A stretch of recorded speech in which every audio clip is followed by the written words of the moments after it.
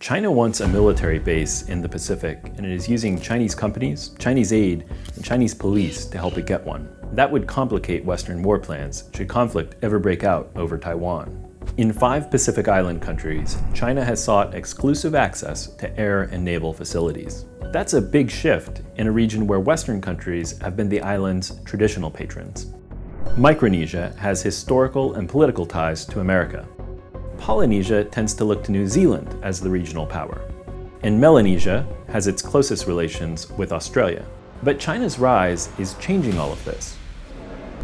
China's state-owned companies are everywhere in the Pacific. Locals call one CCECC, China, China, Everything, China, China.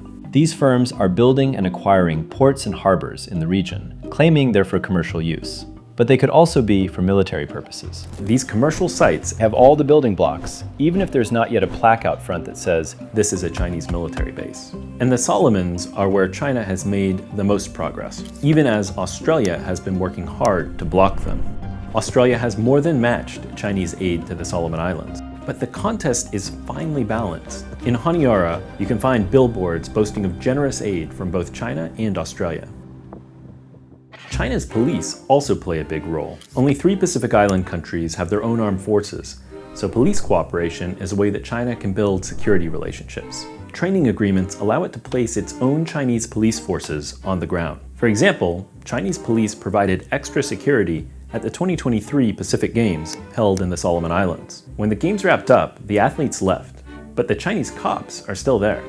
China is now engaged in what Australia's foreign minister calls a permanent contest for influence in the Pacific. Behind closed doors, Australian officials are even more frank.